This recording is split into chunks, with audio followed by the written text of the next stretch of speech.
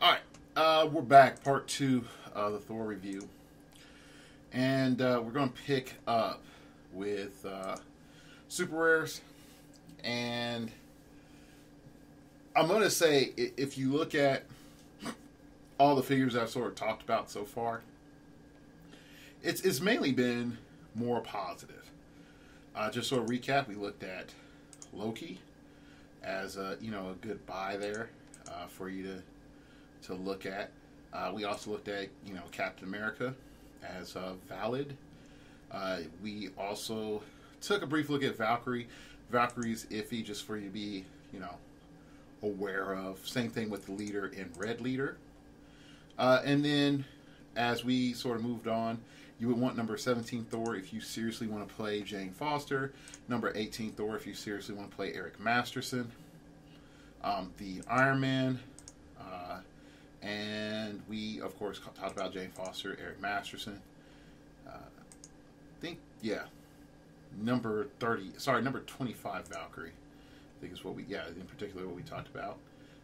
Then we went on. I gave an in-between on Executioner. I really don't like him outside if he doesn't have his weapon. And then we looked at 60-point Hogan as a really good figure. Iron Rocket Man. Oh, I completely skipped over Thor Buster. Thor Buster, definitely, I'm going to review this real quick, and I know I was sloppy. Thor Buster, a character I feel that you should play. Running shot, 11 attack, 19 defense, 4 damage, 125 points. That opening click right there is money. 7 clicks deep. He is highly front-loaded. I will admit that. But that front load, buddy, it's everywhere. It's great. Alright, so let's look at it. Mystical power rechanneled. When Thor Buster takes damage from Mystic's team ability or an attack from a character with the Asgardian deity or mystical keywords, that includes Jakeem, homies. After action resolve, heal him 1 click. Oh man, I took Mystics? Oh, alright, I'm back. I healed. Okay. Thank you. I'm mildly refreshed. Then to break up the Thor worship cult, opposing characters within range and line of fire can't use or have their combat values modified by Empower or Enhancement. That's not bad. Type X repulsors, Odin Force powered. Thor Buster deals penetrating damage. He just doesn't even do Psychic Blast. He just deals penetrating damage. So if it's a melee attack or a melee attack or ranged attack, he deals penetrating damage. When he attacks a character that can use Invincible, modify the damage by +2. So he's like, yo man, I know you would knock off some of my damage, so yeah, forget that. You're gonna take 3. You're gonna take 3. Okay, so yeah, definitely Thor Buster. So I covered him. Balder for his weapon, of course, Tyrannus, because we talked about the Tyrannoids, Zarko, the Tomorrow Man, Ajak, Volstagg is not bad. You got to play him at higher points, and of course the Wrecker for his weapon. All right, so let's go. That's our recap. So let's go ahead and look at the super rares and beyond. First up is Thor Odinson. And Thor Odinson, title character, is stupid. Just for the pure fact, anything that allows you to do multiple attacks is stupid. You're not a Colossal. He's not a Colossal, but he acts like a Colossal. And that part I get for your point value. How somebody would say, like, yeah, I want that to happen, Dark Logos. I want to have it act like a Colossal for everything that I've done and been doing with the sucker. So, yeah, that's there. But at the same time, when I just look at the state of the game, I'm like, we just got rid of damage depletion modifier, and then Thor comes in, riding the lightning, and coming in from the clouds. I don't like this. I don't like this because it's good. I have to face a very serious threat with this piece on the field. So when I look at him, he's a title character. He's able to get his plot points through using lightning. When Thor Odinson targets and hits, he has to hit a single opposing character with a ranged attack. This turn, after resolution once per turn, he may make a ranged attack targeting a different opposing character. Yes, that did happen. Then he has -1, plot point. The Lost Asgardians. Place adjacent another friendly character with the Asgardian keyword. If you do, heal both Thor Odinson and that character 1 click. Yeah. You get to burn 1 plot point to heal 1. So you're either gaining plot points by just attacking and smacking people, or you gain or lose 1 plot point by functionally healing yourself 1. Yeah. So that's interesting right there. All right.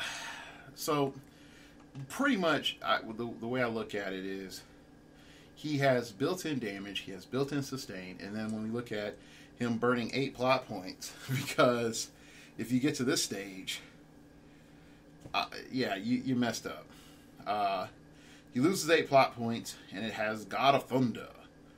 For the rest of the game, as long as Thor Odinson is on the map, when an opposing character would get an action token, it gets 2 action tokens instead. Starting plot points 3. So you just have to land 5 attacks. And with his values, that's not hard. And with any number of equipments that you can, latch on to him, it's not hard to make sure that he lands and damages, in multiple attacks. Where I see this figure showing up is we now have a new contender for that 175 points that Goblin King, left open. That throne was left vacant, and Thor Odinson said, it belongs to Asgard, not the Midgard Goblin. So yeah, Thor Odinson, top tier, A+ meta. Does he come in and definitively by himself change a lot of things? No. With every option that you have in the game right now, when you combine those options with Thor Odinson, he's just too good. He's really, really good. All right, let's look at Loki, Agent of Asgard. Now, why am I looking at Loki, Agent of Asgard? I primarily look at him as 60 points for 7 clicks. That's a lot. That's a lot of goodness there. 4 range. Okay, that's not good. But let's look at your plot points. You get manipulated by King Loki until your next turn. He gets +1 in doing this. It says until your next turn, opposing characters can't use Perplex or Probability Control to target Loki, Agent of Asgard, or friendly characters within 3 squares of him. So pretty much you have a Perplex and Prob protection. That's really good. -0 plot points. Honest, I'm undercover for the All-Mother. At the beginning of your next turn, if no opposing characters hit Loki, Agent of Asgard, since you activated this, heal Loki, Agent of Asgard, 2 clicks. So he has sustain in him as well. -6 plot points. White Open Book. Graham, Sword of Truth. Adjacent opposing characters of 200 points or less can't use defense powers this turn. That's a flat global. That's a flat global. There is now. I will say it's going to be like 8 or 9 turns before you do that, but good luck trying to hit Loki. You add in the mirror that comes with Enchantress on him, and he's really really difficult to deal with. He's really hard to one-shot, even though it's possible. And at his low point, even after you invest in trying to take him out, he still comes in cheaper than, you know, most support characters that does as much as he does. So is he like a guarantee play all the time? No. But what I do believe is as Prob becomes more important, as Perplex becomes more important, yeah, he has every incentive just to sit back and eat damage and just say, yep, nope, you can't prop, man. Yeah, you can't prop this turn. You can't prop me this turn. I functionally have created a one-way John Constantine. And for people who don't know, go look up 10th anniversary John Constantine. That's pretty much what you've done. You've created a one-way John Constantine. I can prop me. I can prop you. You can't prop me, and yeah, you can't prop me. I can perplex me, and I can perplex you, but you can't perplex me. Now you can perplex you, and you can perplex. Yeah, you can perplex you, and you can prop you, but you can't prop me. So, yeah, this is very, very strong from a control aspect, and I think definitely if you have a character with a high attack, or you have effects that are based off of you hitting, and you want to guarantee that you can hit, and you have something set up that could create, I'm not going to say a constant hitting situation, but a more consistent hitting situation, yeah, Loki Agent of Asgard is great. And like I said, there's tons of equipment out there that can make him great. So I definitely have to endorse Loki Agent of Asgard. All right, let's talk about Hulk, Super Rare Hulk. Super Rare Hulk comes in at 145 or comes in at 100. I am more prone to endorse the 145 because you get the 12 attack, 5 damage. But I'm not unreasonable, okay? The 100 point value is also very good. The main reason that I like this Hulk at both point values, and it's very rare for me to endorse both point values, all things considered, when you look at it, you spent 45 points to get 3 clicks, and those 3 clicks are magnificent. And if this was like older whiz kids, I would have spent 50 to 100 points to get, you know, those extra 3 clicks. A la, you know, classic, was it Black Adam from the Superman set that George Masu designed? That's a prime example of something like that. Oh, hey, you get 3 more clicks for 100 points. But anyway, let's before I derail myself more, we look at the starting click at 145. We have a 12 attack, 18 defense, 5 damage. You have powered by rage. When Hulk takes damage from an attack, give him a number of rage tokens equal to the damage taken minus 1.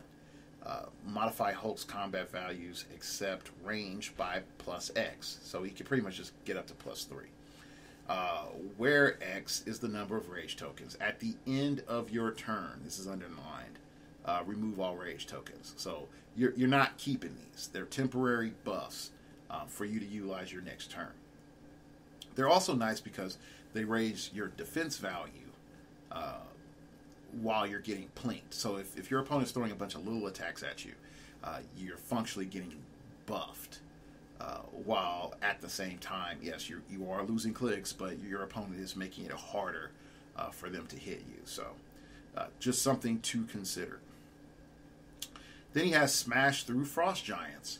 Charge. When Hulk uses it, he can use improved movement, destroys blocking, and after actions resolve, destroys blocking and also ignores characters. They made the ignored characters really tiny thing. I guess they had a graphics glitch or something. And after resolution, he may make a close attack targeting each character that has giant damage symbol or colossal damage symbol that he moved through, regardless of adjacency. Hit characters are dealt 3 penetrating damage instead of normal damage. So that's really good. he can, and again, you don't have damage depletion modifiers, so that's really not a thing. But the fact that you're able to hit a giant or colossal, and pretty much for free, giving him like this ghetto flurry with his movement attack power. I see him being played with the Enchanted Crowbar. The Enchanted Crowbar gives him everything that he needs to one-shot, set up for a one-shot on Jakeen. You have Battle Fury. You're able to get past the Invincible. Jakeen has to, instead of picking Invincible, pick Shape Change. I mean, not Shape Change, Super Senses. And that's not good. That's not good. If you look at the typical equipped Jakeen, where he's equipped with Eclipso, okay, great. So you've picked Impervious, now you have Shape Change, now you have Super Senses. I can easily bring one Outwit and outwit your Super Senses. So, I know some people will say, like, hey, Dark Logos, that's a lot of investment to go take out one figure. And that is fair. It is a lot of an investment to take out, quote-unquote, one figure. But when you look at what we've previously been spending to take on Jakeen, we've been spending more than that. Now, I would also come back and say, if 145 is too many points, the 100 point can get Jakeen down to his last click. All he has to do is, again, get his damage perplexed up by 1, pick up a heavy. It's this 11 on an 18 instead of a 12 on an 18. It's average odds, charge, bust through a wall, doesn't matter how many Green Lanterns he has, go straight Kool-Aid Man on him and hit him. And there you go. He's on his last click, and then you need to have the points and everything set up, to follow up attack and get that last, little bit of damage off. So this Hulk is a game changer. He is a destabilizer of the meta. And I know a bunch of people will say otherwise, and that's fine. That's their opinion. But if you look at it just base numbers, you look at how the game is right now, all the things that you can do, you have a high incentive to play this Hulk.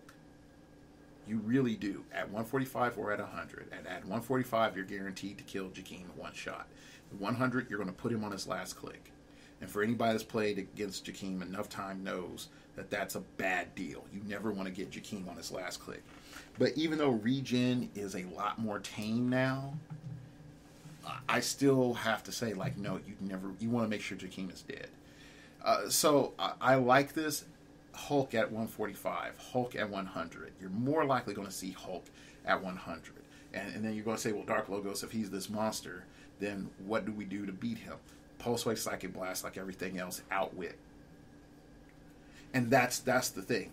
While as effective as he is in taking several other characters down as well, including the Odin the Destroyer, he is not invincible. He's not unstoppable. We haven't replaced one monster with another monster. The only thing that we've done is replaced one functionally destructive piece and brought in another functionally destructive piece. And speaking of the monster keyword, there's a couple of other things that you can look at in the Undead set that can buff monsters. So just throwing that out there to you. All right, so let's keep going. So, of course, we have Hulk here. Next up, I really got to be honest. I like Angela. I really do like Angela for what she does. I just think most people aren't going to play her. I just want to bring her up on your radar for you to think about looking at her. And here's why. New Queen of Hell, when Angela KOs the opposing character with the highest point value. For the rest of the game, she can use Exploit Weakness and the Mystic's Team ability each additional time she does this. Increase the damage she deals with the Mystic's Team ability by +1 for the rest of the game. She's able to stack up Mystic's damage. And I know some people will say, well, yeah, this chick is dead before she's able to do that multiple times. And at a 300-point game, I agree. At a 500 and above, most likely not. You have enough elements in there to run interference for her. Then you have Conquer Hell to save Sarah, or Sierra. Angela can't have her combat values modified by higher point characters. Angela has protected outwit, so she has Ghetto Power Cosmic. Cleave through hordes of the dead. When Angela KOs an opposing character, you may give her a close or range action as a free action. So she's like Thor, except she has to KO something. She is a great swarm killer, and she is a great damage producing figure. Now, what I like I said, I do feel that she's not going to be looked at seriously for a while, and I understand. Hey, Jakeem, few more points, you have a way better attacker. But I do like this, and I think this is something that we need to look at as team designers and team builders. As long as I've wanted a Marvel's Odin, this is it's sort of a letdown. I really don't like Odin. And I know some people would tell me, like, you should. Not Odin, Zeus. Some people say, like, hey, look, like, he's way better than the other Zeus. And I would somewhat agree. But I really don't like him. So, all right, let's go to Enchantress. Now, Enchantress, I feel, is probably about to be one of the best hybrid role characters in the game. And I said she's not the best. I'm going to make it clear. She's one of the best. And here's why. She'll start off with her mirror. And if we go and we look at the mirror really, really fast, the mirror of Misolja gives shape change and succeeds on a 3 through 6. And if it's a 1 or 2, it gets KO'd. So that element, she's going to be fine until she's not fine. Then you come back and you look at her, and she has reasonable movement, good range, 7 movement, and on her movement she has a special power, mind control, stealth. So she's pretty much stealth her entire dial. Free, all opposing characters with 6 squares may each be moved 1 square in any order you choose. So this is a hyper version of Mephisto. Okay. Now, why is this a big deal?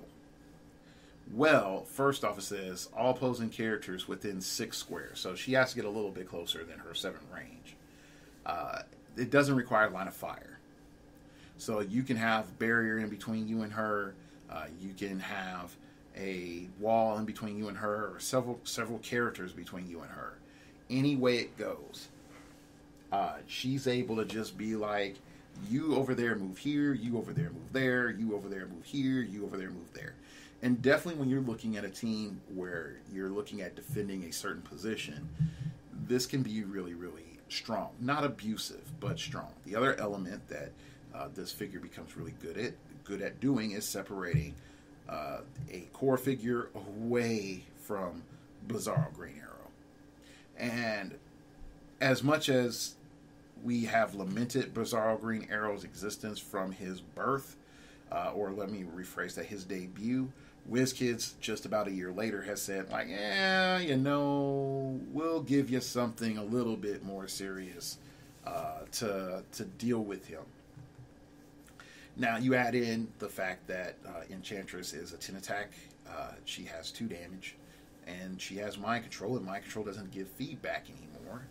She functionally, you can treat her as a 8 range mind control, an 11 attack mind control, or a 10-3 for attack, or 11-2 for attack, or functionally a 19 defense from close, or 18 defense at range. That's a lot of flexibility up front, and if she takes any damage, she shifts into this poison proper at 7 range. that is a lot of compressed utility into one piece. Now, you could say, but Dark Logo, she's not also a taxi, and she doesn't also rub my back and give me kisses at night. You know, that's fine. She doesn't need to do that. But she does a lot of stuff for your team. And in this, you know, you could say melee, more focused meta, she is still, she has good numbers. You know, you have a lot of characters that are going to be using Mjolnir, and I'll talk about that later. Having combat reflexes now matters a lot more than it did in the past. And I think her having combat reflexes in stealth still dissuades people from going after her too aggressively. You stack in the shape change on top of everything else. You only really want to come after her if you have Pulse Wave, or if, and I really do mean if, you have Battle Fury. And even then, Battle Fury has its own problems right now. And with the nerf to TK, Battle Fury's major problem is you can't bring a Battle Fury character downfield on a Hyper Taxi because they can't be carried. So, while some people will say, like, yeah, I picked up the Blood Axe. Yeah, okay, you picked up the Blood Axe, but guess what now, homie? You can't be carried. So, do you have TK on your field to deal with that? And I think these are some reasonable questions that a lot of us haven't answered.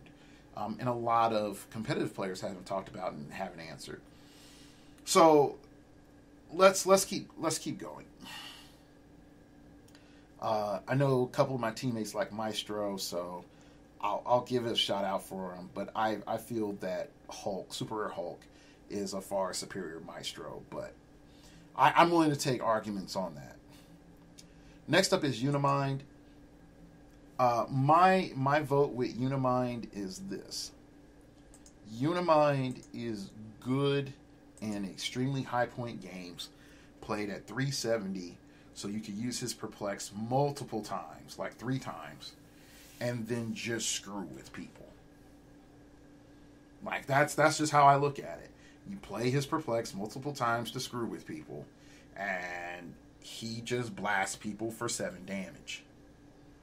That's how I look at it. If you don't have a Galactus and you wanted one, but you were never lucky enough to get one, this is your Galactus. This is the everyday man's Galactus. This figure functionally has better stats than most Colossals at 370. Not all, please understand, I'm not crazy, but he has better stats than most Colossals. All right, now I know some people will say, like, what about 275? What about 125, 150? And 150 is not bad. It's not great. It's just not bad. I think it's, and having played one, I think that is interesting. I also feel that the average player at 150 is going to either play him very, very carefully and use and set him up as like a summoning portal and have a lot of defenses around him, or they're going to try to play him very aggressively, burn him out, and trigger some other game effect. Like when the highest point figure on your force is KO'd, blah, blah, blah, blah, increase the stats of all remaining figures by +1 or some crap like that if that figure exists. Okay. Next up is Thunderball. And you're mainly just getting Thunderball for his hammer. I'm not going to front.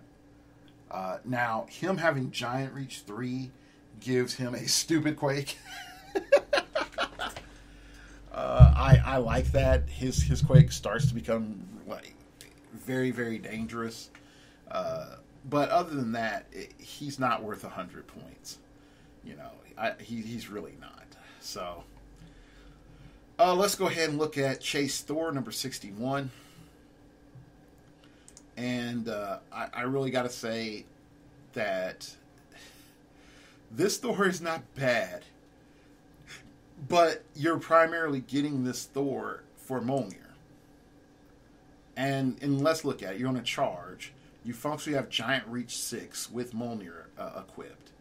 and you have super strength, so you're picking up a heavy, and you can hold up to 2 objects and may pick up or put down an object twice total during a move. When Thor is given a close object action, he may use either or both objects. So he has Mjolnir equipped, he runs up, picks up a heavy and a light, and then he's like, yo man, I'm capped damage, son, from 6 squares away after I've charged, functionally giving him turning charge into running shot, and then hitting somebody for 7 damage. 460 points. Now, when you compare Thor with Thor Odinson, I really gotta say, I'd rather have title character Thor Odinson. But when you look at him being able to technically once or twice steroid up his damage by himself and he doesn't need another perplex, that could be really, really good. And he's designed to work with Mjolnir the best. Well, not the best, well, really well. So I have to say, if you have the money, get the Thor or trade for one, but you're mainly going for Mjolnir. So next up is Thunderstrike. Now, I like Thunderstrike. I've talked about Thunderstrike on Critical Clicks podcast previously, so please go check out Critical Clicks podcast, and you more than likely listen to them if you listen to me. But definitely, if you look at Thunderstrike, one of the key elements or one of the core elements that I feel that you get from his overall package is, number one, he comes at a cheap price at 115. He has a really good starting defense value. Thunderstrike weapon allows him to do a lot of cool, stuff. In particular, getting access to Force Blast and healing when you knock back a character. In which technically he only needs that later down his dial. But when you start looking at how his game effects work, he technically can keep perpetually healing himself up. Like, he can go all the way down to the last click and heal himself up to the first click using the Thunderstrike hammer. So his dial length is deceptive, because you might think, oh, well, I hit Thunderstrike for 4 damage, he's on click 5. It's like, yeah, but did he shoot you and, knock you back into the wall? Yeah, okay, well, he's going to heal 1. Okay, well, we're going to swarm him. Okay, now you're adjacent to him. Now he's, or near him. He's going to sidestep, use CCE, up his attack to an 11, punch 1 guy, and heal himself 1 again. Okay, now he's 9 attack, super strength, 18 defense with his special power. So you can start to see, as much as I exaggerate this, Thunderstrike as a figure is really good. I really feel that you're going to more see Thunderstrike as a character with Eric Masterson, more so than just seeing him being played by himself. That's how I see him being played in competitive. In your local store, if you're having a 500-point night or whatever, or a 600-point night, play him. He's going to be very stout if you can get him. And I would definitely recommend him on a buy. Then I'm going to really look real quick at his special power. The world still needs heroes. He has Empower enhancement, so he's still carrying over his utility for being Eric Masterson. Each time a friendly character attacks while having their damage value unmodified by one of these powers, modify Thunderstrike's attack by +1. So I like this. So he's like, hey man, I'm helping out, you help me out. I make my attack a bit better. So I like it. It's a very solid piece. It comes in at a very cheap cost. You also have, of course, the Avengers TA. So yay, there's great stuff all around. Next up is Beta Ray Bill. I like him both at 225 and at 125. This is, again, one of those instances where WizKids decided to charge me 100 points for 3 more clicks of life. Even though those 3 more clicks are really good, they still decide to hose me and charge me 100 points for 3 more clicks of life. I feel that at max, Beta Ray Bill should be 175. Maybe, yeah, 175. 180. 190 is pushing it. 225 is a little bit much, but it does allow him to do other cool shenanigans with the teleporter. But his Thundercloud, man, it would have been unrivaled if not for Mjolnir and people chucking hammers from 10 squares away. And unfortunately, like, I really was like super awesome and grateful for Beta Ray Bill. And I think that WizKids just said, screw Patrick. You know, that's what I feel like they did. They just said, screw Patrick. We don't like him. Let's make Mjolnir. And then their justification is going to be like, oh, but it makes melee in the game. No, fools, it doesn't. Mjolnir does not bring melee into the game. All Mjolnir does is give ranged characters melee options. That's it. That's it. You've made ranged characters better, WizKids. Thank you very much.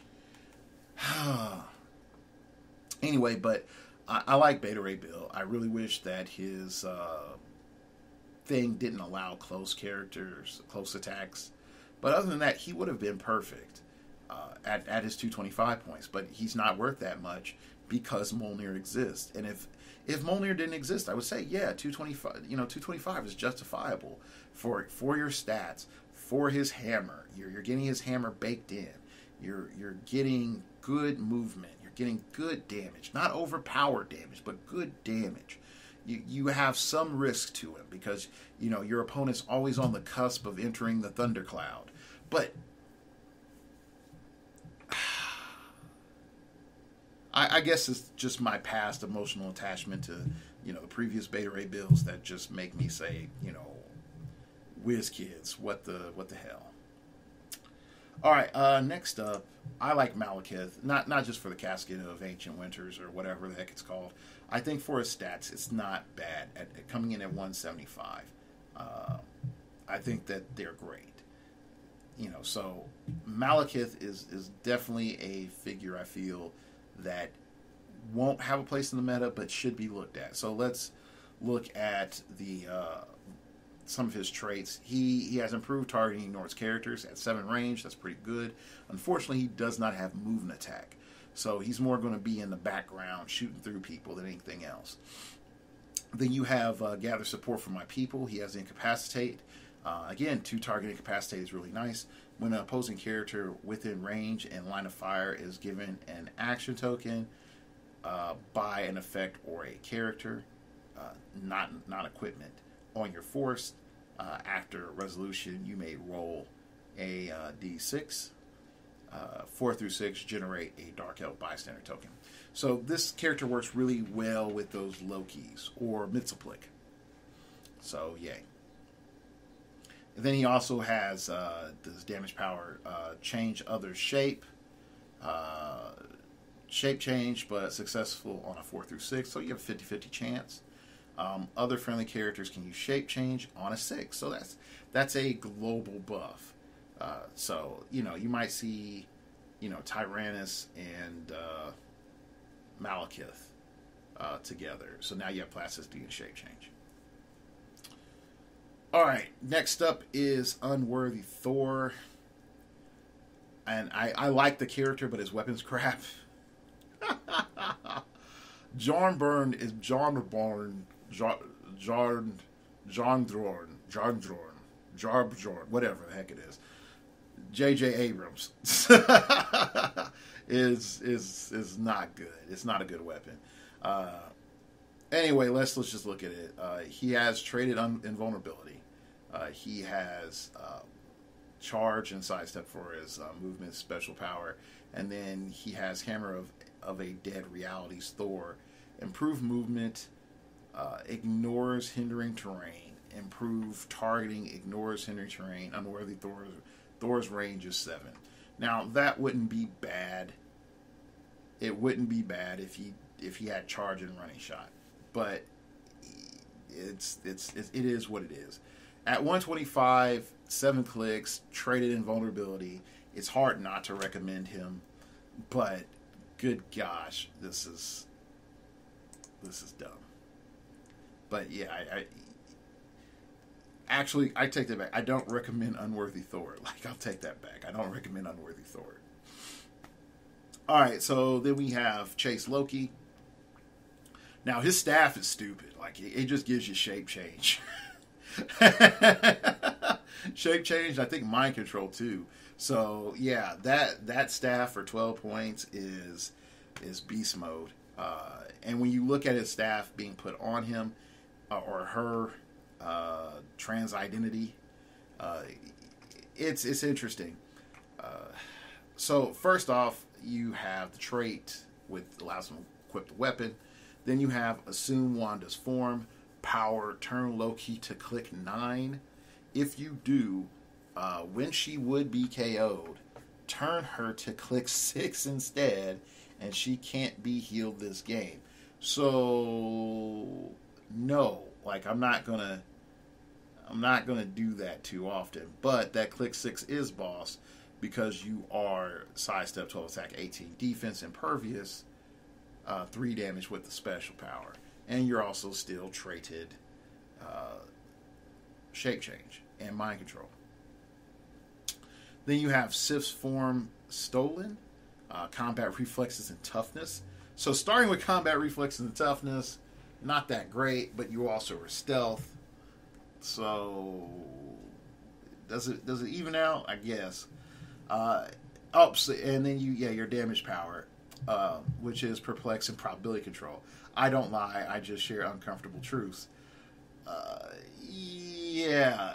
Now this is where Loki becomes a little bit mischievous, and pun intended.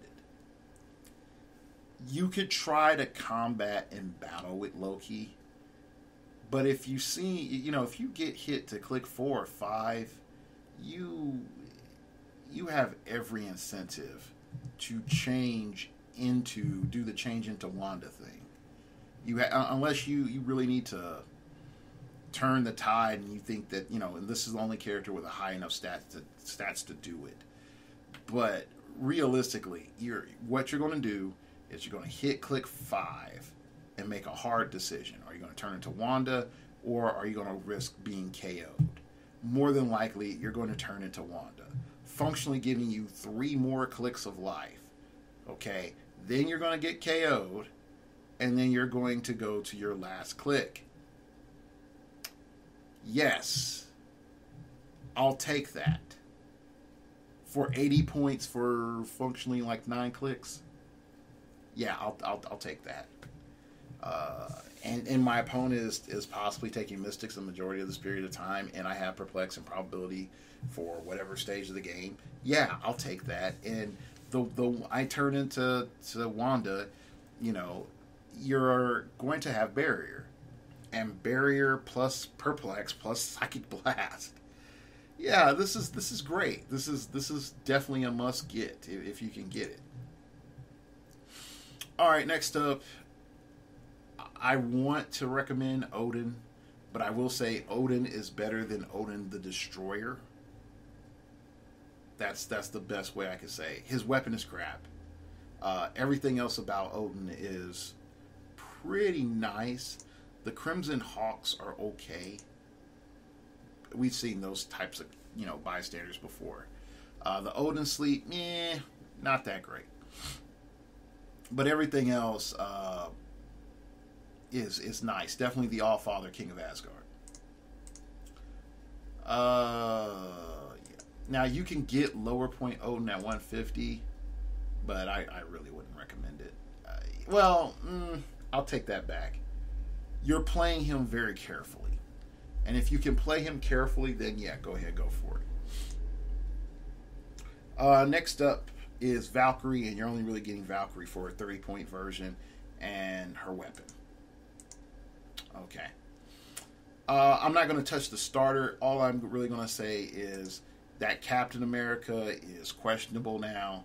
That Iron Man, a little weird. Just a little weird with the Earthbound changes. And I sort of feel like he was designed before Earthbound was changed.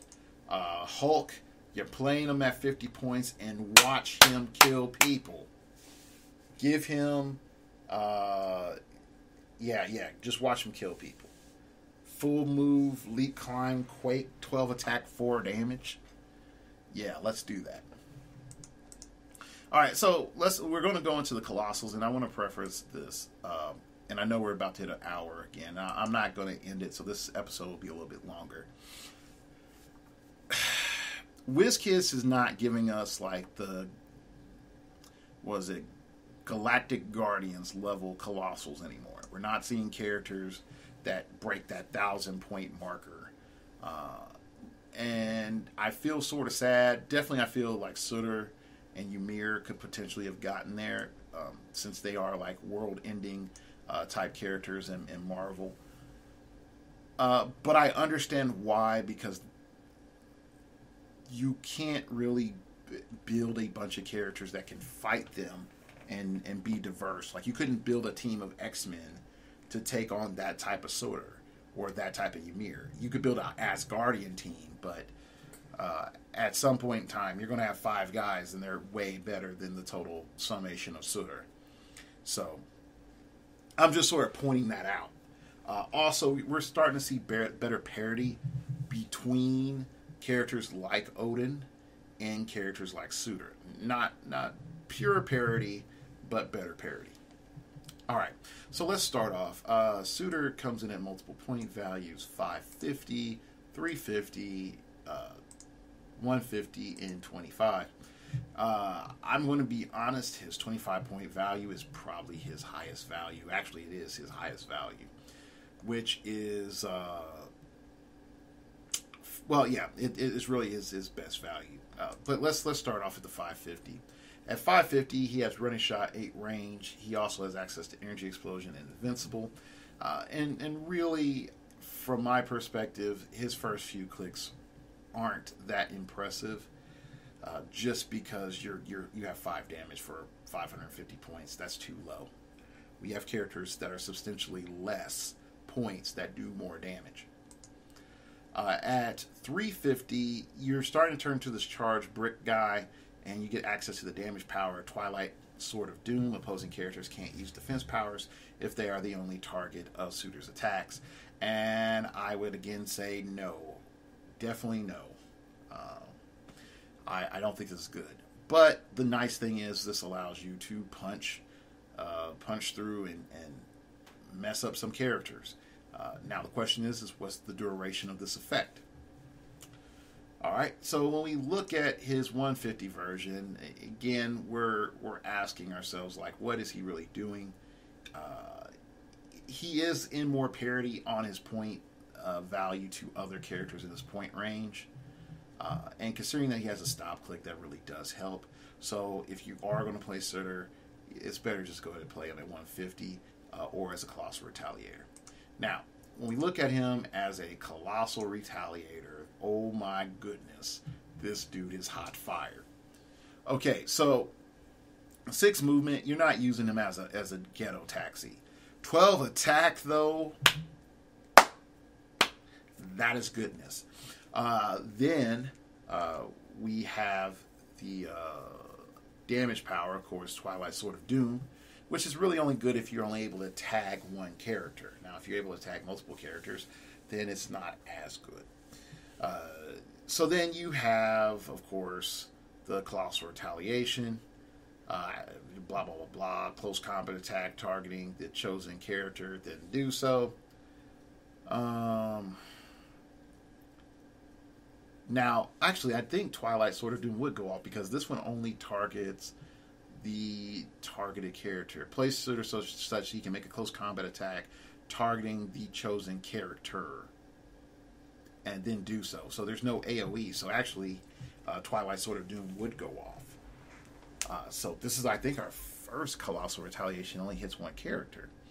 After actions resolved, deal 1 penetrating damage to each opposing character within 2 squares. But that's after actions resolve. For the attack, though, they're taking the full 3, and then he does sort of like a 2 points of damage shockwave.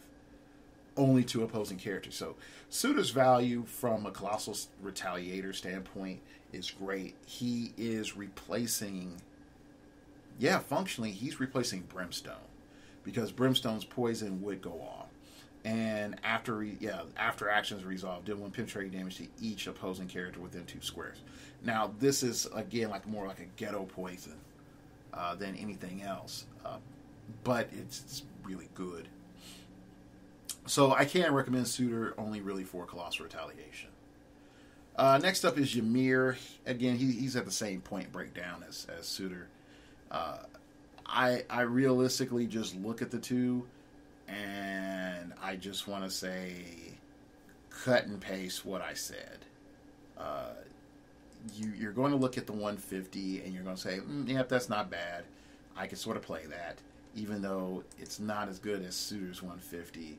But you just get a couple more clicks of life to compensate for all that toughness that you have. And that's fine. I'm not going to be mad at that. You get a special attack power which says Cold Snap.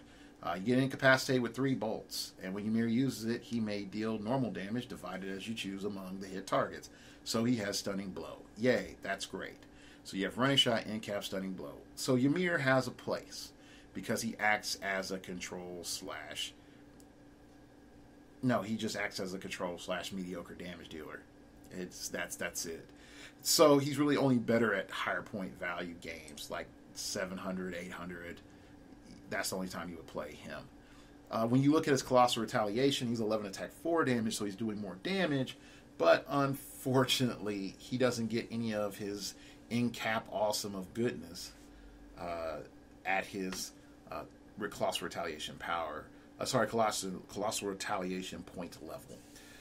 And so when he goes in Colossal Retaliates, he gets to place Ymir such that he can make a close attack targeting the chosen character and all other opposing characters within 4 squares. That's a pretty good thing.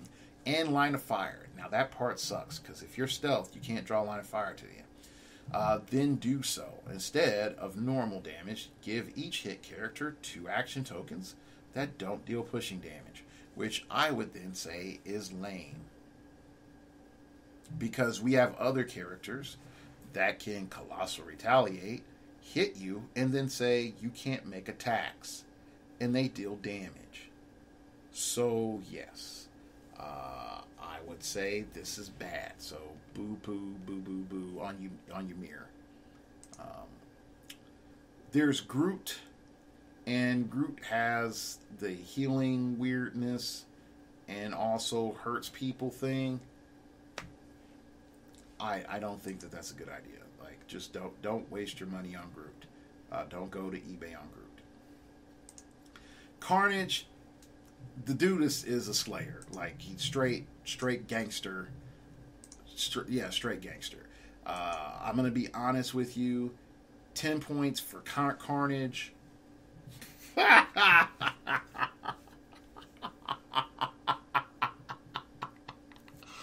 Okay, all right. Let's just say, I could not play any more points. I could not pay any more points, and that. I couldn't get extra spawns with Carnage. 10 points just for a pure fact that I have a Colossal Retaliator. That at 10 points. He's worth it just there. Now, I know his defense value is craptastic, but there's other ways to solve that if you're actually legitimately concerned about that. And if my opponent comes in and kills a 10-point Colossal Retaliator, woohoo! Ring the bell, they're a winner. But real talk, like, he's hyper efficient. He's hyper efficient. Now, I would recommend, paying more points to get more symbiote tokens, because that's really where the real meat comes in. And the fact that he can eat the symbiotes to heal himself is great. So, yeah, I think that this is ultimately a great figure. Now I know there's people that are going to go way more in depth on Carnage, and you're going to go listen to them. So I'm not going to spend a bunch of time talking about Carnage.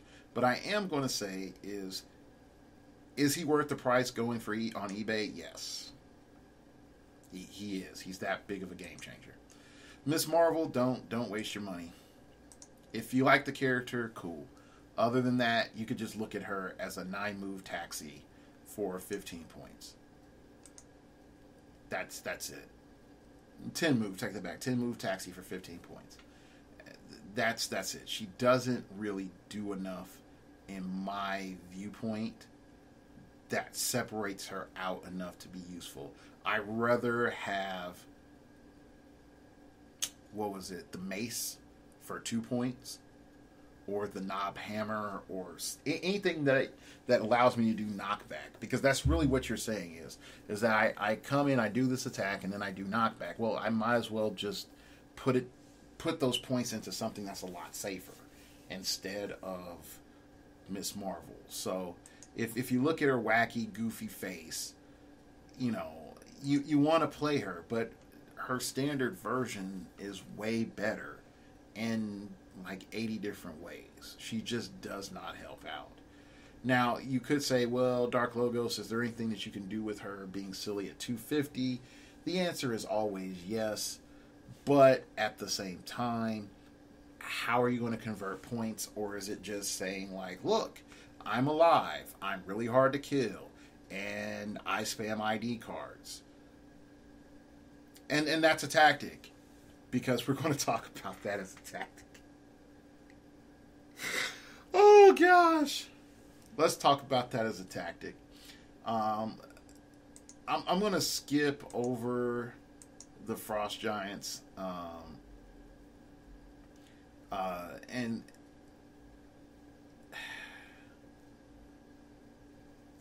I'm going to look. Okay,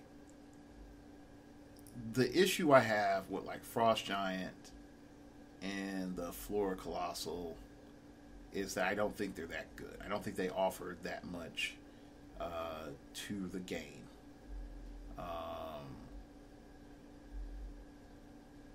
And they work as like a sort of similar to Ymir. I don't think they're that good. I'd rather, if I was going to do what I'm doing, I'd rather just go ahead and do play Ymir.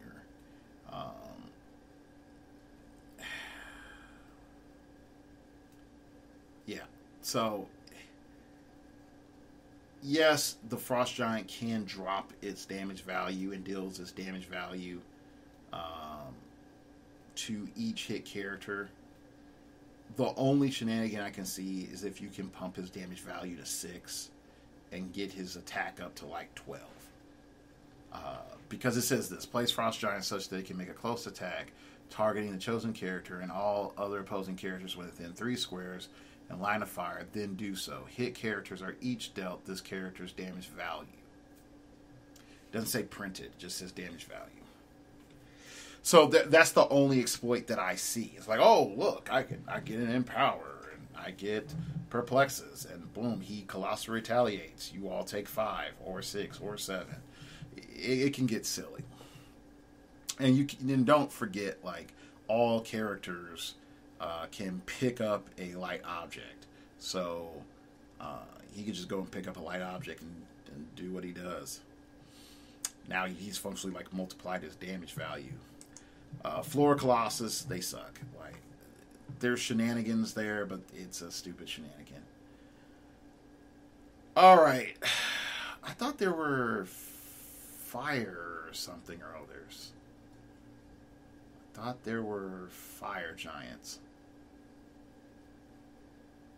Okay, I guess not.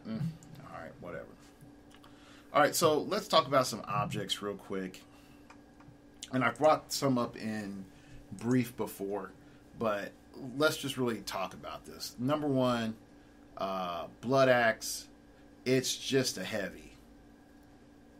And I don't know if they're going to limit us to one, or if they're going to be classified as unique, but there's no like ring indicating it's unique or anything. I'm hoping so, but if not, you can play multiple Blood Axes. And if, again, you still have the same problem, like, how are you going to deal with the Battle Fury? But if you figured out how to solve that, then yeah, Blood Axe. Not Mace. I like that. The -2 attack is great if you hit. Frognir, this is good if you have characters that you realize, like, you need to carry them around. And for whatever reason, they need to be carried around for either their aura effects or their global effects, or like they just blank shut stuff down, but they're, they can't be carried. Sorry, not can't be carried. Yeah, they normally couldn't be carried because they fly or something. Like, oh, well, now I just give them Frognir, and now they're tiny, so now I can carry them. Enchanted Crowbar, by far the most destabilizing element, next to, right below Mjolnir. This figure is the Godslayer. Like, you just look at it like that. This is the Godslayer object. So, everybody needs one. Mirror of Nostalgia. Some people have said they'd rather spend 5 more points and guaranteed that they have just standard shape change on an object that doesn't go away. I, at the other end, say 2 out of 3 chance that I will not get attacked. I mean, not be damaged. I'd rather take that. There's way too much Battle Fury going around with the Blood Axe out there. So, yeah, I'll take the mirror. Dueling Swords. It's nice. It's nice, but it's situational. You have to know that you're able to get your opponent by themselves. And I would come back and I would say Dueling Swords is a great combination to have with Enchantress. But if you think you don't want to play Enchantress in Dueling Swords, then that's fine. But I think you would want Enchantress on your team. Enchanted Ball and Chain. This is the new Nova Blast, people. This is the new Nova Blast. I have Quake and printed damage of 4. That's great. Thank you. Yes, I have a printed damage of 5. Thank you. I can use this weapon. Oh, I have a printed damage of 6 because I'm a Colossal, or 7 because I'm a Colossal. Oh, thank you. Multi-attack, Oh, no, actually, no, Colossals can't pick it up, so never mind. Forget that last part. So, overall, you're going to see this ball and chain a lot. A lot. Mjolnir. Everybody's talked about Mistress Death with Mjolnir. And hey, for those who said Mistress Death was going to be meta, there you go. Now she's meta. She has Mjolnir. I'll say it now. She's meta. She has Mjolnir. If she has Mjolnir. If she doesn't have Mjolnir, I don't think she's meta. But definitely now, yeah, that's a problem. That's a huge problem. The fact that you couldn't remove Mistress Death from the field in her range being so far. I think I'm looking for my Mistress Death to the side and I can't see it. Oh, there it is. Okay. So you don't get any movement attack, but she has a 10 range. So with a TK, you can get somebody on average, 16 squares out. That's not horrible. And it's above average. I'm not going to even, front on that. She has shape change and she has toughness. But, her upfront damage attack value of 12 is great. And she only deals 2 damage, which I think she just mainly needs to hit to get her effect off. And then, that character starts taking double damage. So, Mjolnir all of a sudden brought this 100-point character up from C class equaling crap class to that land in between B and A class. She's B plus, maybe A minus, but you're sort of going back, and shaving off points, adding points. And the reason I say all of that is this. With the nerf to improve targeting, destroys blocking, barrier will be back. And if you have a profuse amount of barrier, you can really limit how much this character can do, Mistress Death can do with Mjolnir. Now, at the other end, if I take Mistress Death out of the equation and look at Mjolnir, all Mjolnir has done is given charged range characters running shot. That's all it's done, is given charged range characters running shot. Or, if you are a Street Fighter fan, made everybody to Haslem. That's pretty much what it's done. It's made everybody to Haslem. Oh, do I have an object and I have CCE? Oh, hey, yeah, let me pop you from 8 squares out because I have Mjolnir. Oh, I have exploit weakness, and I also have Blaze Claw's Fangs. Let me hit you from 6 squares out because I have Mjolnir. Oh, I'm going to charge flurry you, and I'm going to do it 8 squares out because I'm freaking Jakeem and I have Mjolnir. The imbalance of Mjolnir is too far. Like, the most that it should be able to give you is, in my opinion, 4 range. That's the most.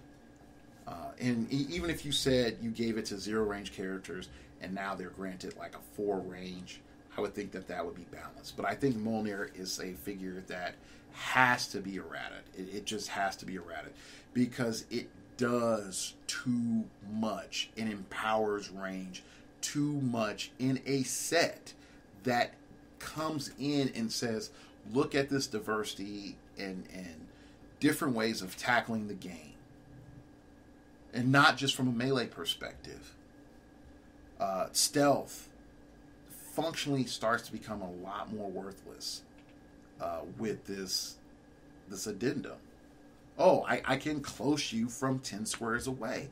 You functionally have turned Mjolnir into an anti-stealth tactic for ranged pieces. So, again, Mjolnir, number one figure. It's just the number one weapon. Like, it stands on top. I thought Thunderstrike was good, and we'll just look at that, but Mjolnir just tops it. Thunderstrike is in the top 5, but not one of the top 5 objects. Stormbreaker is sort of the same, but Stormbreaker's main advantage, in my opinion right now, is it allows you to deal with clumps and extend your range. So if you have an effect that is based off of your range, Stormbreaker all of a sudden is a lot more useful. Casket of Ancient Winters, I think that there needs to be some clarifications with it. It's something that you have to build around. Jarnborn, not good.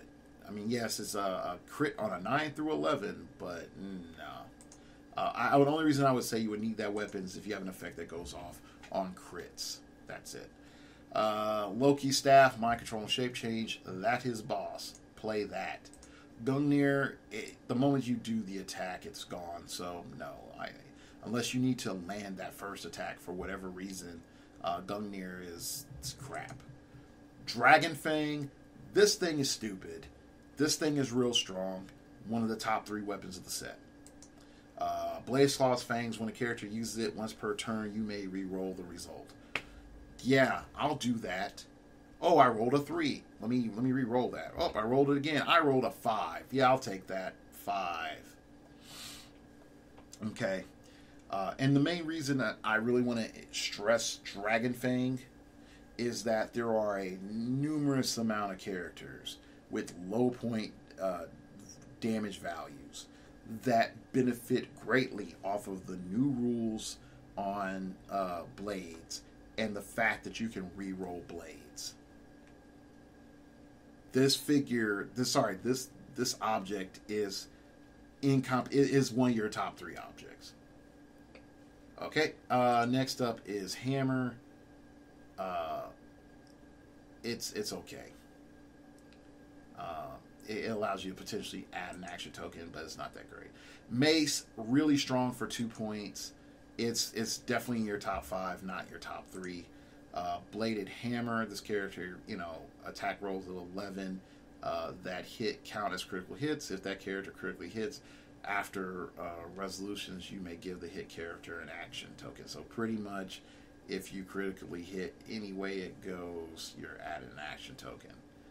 Um, Healing Casket can rotate in and out of your top five depending on what you need in game effects.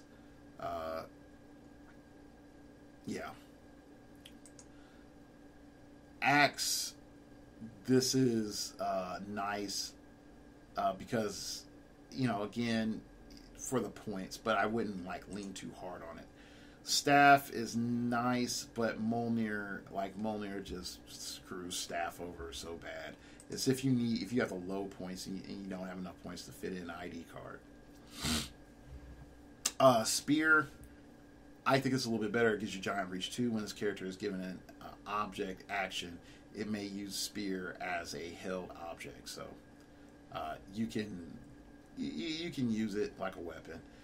Sword, I think Sword is great because it just gives Flat Blades, Claws, Fangs, and just giving Flat Blades, Claws, Fangs to a lot of characters again makes them more viable.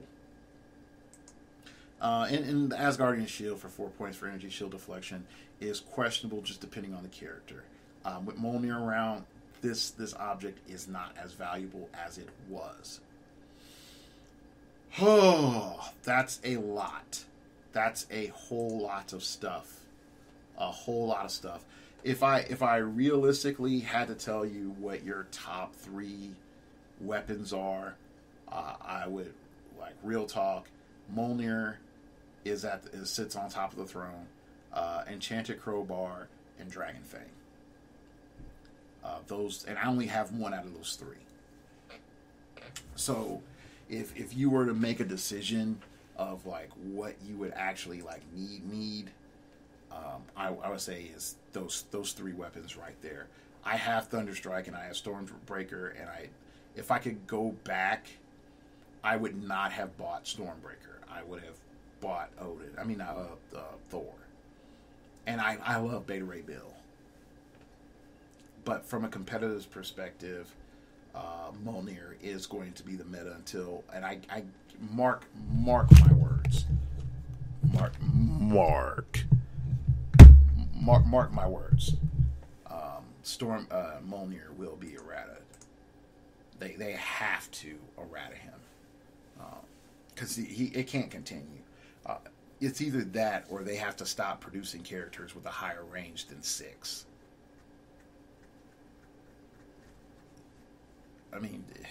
Anyway. All right, I'd like to thank you all for listening to part 2. And I'm impressed with the set. And just giving a roundup once again of every figure I've talked about or thought was worth looking at. Number 2, Loki. Number 6, Captain America. Think I clicked the wrong Valkyrie on number 9, so I was wrong on that. Leader, number 13A. Red Leader, 13B. Number 18, Thor. Number 19, Iron Man, Jane Foster. Eric Masters, Valkyrie, number 25. Hogan, recommending him at lower points, not higher. Iron Rocket Man, Thor Buster, Balder, mainly just for his weapon. Tyrannus, Zarko the Tomorrow Man, Ajak, Volstagg, Wrecker, mainly because of his weapon. And also, I think Volstagg at higher points. Thor, Odin's son, title character. Loki, Agent of Asgard, title character. Hulk at both point values. Enchantress, Unimind, primarily at 370 for higher point games. Thunderball, primarily for his weapon. Thor, Chase, number 61, primarily for his weapon. Thunderstrike, for his weapon and his standard character to be used with Eric Masterson. Beta Ray Bill, unfortunately, at lower points. Higher points if you can figure something out. Malekith, Loki, yeah, definitely Loki. And Valkyrie primarily for her weapon and her at 30 points. And then from the Colossals, Suitor, Suitor, Carnage, Miss Marvel. Sorry, not Miss Marvel. I didn't talk about Mangog. I'm sorry. He's stupid. You're going to get Mangog. Mangog at pretty much all versions but 700. 400 and below you're going to play because you can promote in the 700. You should never play 700 point Mangog because you should always be able to promote to the step above. You should only play 400 point Mangog because WizKids is freaking stupid. That's all I have to say on that. Weapons, Blood Axe, Knob Mace, Frognair, Frey, Enchanted Crowbar, Mirror of Masolja, Dueling Sword only if you're playing Enchantress, Enchanted Chain, Ball and Chain, Mjolnir, Thunderstrike, Stormbreaker, Loki's Staff, Dragon Fang, Mace, Healing Casket, I would say the Axe. Definitely Axe. Sorry, not the Axe. Sword. Sword. And Asgardian Shield. Alright, that's it. I'd like to thank you all for listening. I'm exhausted. Oh gosh, I'm exhausted. Alright. Thank you all for listening. And remember, we all have to